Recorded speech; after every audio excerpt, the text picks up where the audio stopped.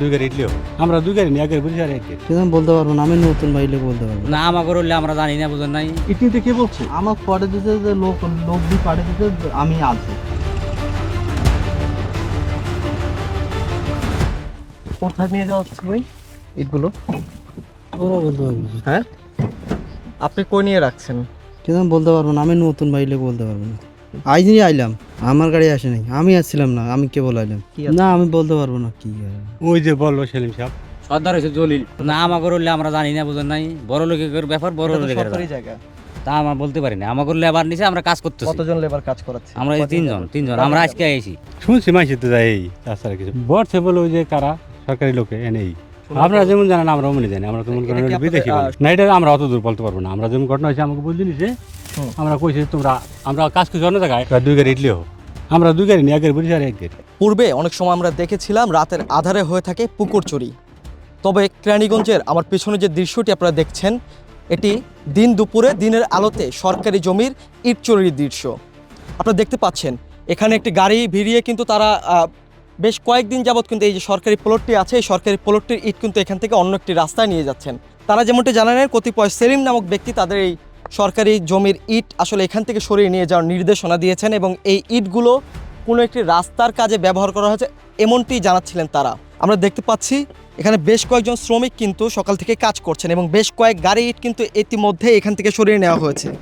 যদিও আমরা কেরানীগঞ্জ উপজেলা প্রশাসনের সাথে কথা বলেছি, উপজেলার যে ইওনো আছেন তিনি আমাদের কিছুক্ষণ আগে যেমনটি জানাচ্ছিলেন এই জমির ইট না সরাতে কিন্তু তিনি নির্দেশনা দিয়েছেন, চিঠি ইস্যু করেছেন। তবে আমরা দেখতে পাচ্ছি নির্দেশনা অমান্য করেই কিন্তু ইটগুলো এখান থেকে অন্যত্র সরিয়ে নিয়ে যাওয়া হচ্ছে।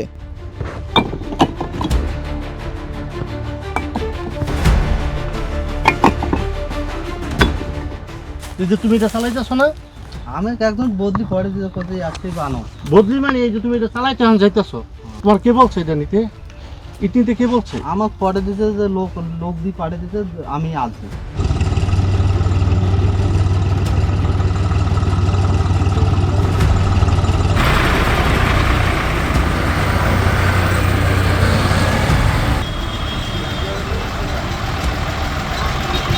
পদ্মা সেতু, মেট্রো রেল এবং এলিভেটেড এক্সপ্রেসওয়ে নির্মাণের গর্বিত অংশীদার বসুন্ধরা সিমেন্ট। রোহিতপুর ইউনিয়নের সোনাকান্দা মৌজায় আপনার 40 একর জমি সরকারি রয়েছে। সেই সরকারি 40 একর জমির মধ্যে কিছু ব্যক্তি মালিকানাধীন জায়গাও রয়েছে 40 একরের বাইরে, যেটা আপনার বেজা কর্তৃক অধিগ্রহণ করার প্রক্রিয়ার মধ্যে রয়েছে। তো আমরা জানতে পেরেছি যে বিভিন্ন সাংবাদিকের মাধ্যমে জানতে পেরেছি যে এইখান থেকে কতিপয় ব্যক্তি ইট খুলে নিচ্ছে। এখানে একটি রাস্তা রয়েছে, সেই রাস্তার মধ্যে অনেক ইট রয়েছে এবং এই এরিয়াটা আপনার আগে থেকেই যেহেতু এখানে একটা প্রজেক্ট চলমান ছিল সেই জন্য রাস্তাঘাট ছিল। তো সেই রাস্তা থেকে কিছু ব্যক্তিবর্গ ইট খুলে নিয়ে যাচ্ছিল। তো আমাদের সহকারী কমিশনার ভূমি তিনি একজন প্রতিনিধি পাঠিয়ে সেই জায়গাটি পরিদর্শন করে নিশ্চিত করেছেন যে আসলে এখান থেকে কিছু ব্যক্তি ইট নিয়ে যাচ্ছেন। তো গতকালকে আপনার ভূমি অপরাধ ও প্রতিকার আইনে তাকে নোটিশ করা হয়েছে যাতে আপনার তার কাগজপত্র নিয়ে আমাদের এই দপ্তরে চলে আসে এবং আমাদেরকে তার সকল তথ্যাদি উপস্থাপন করে। কিন্তু দেখা গেল আজকে আবারও দেখা গেল যে তারা ইট এখান থেকে নিয়ে যাচ্ছিল। তৎপ্রেক্ষিতে সহকারী কমিশনার ভূমি সে তার প্রতিনিধির মাধ্যমে একটি ট্রাক আটক করায়। সেই ট্রাকে আপনার কিছু ইট রয়েছে, তো সেই ট্রাকটি আমরা আটক করেছি। আমরা পরবর্তীতে সেই যে আমরা মামলার প্রক্রিয়া, সেই মামলার প্রক্রিয়ায় যাচ্ছি।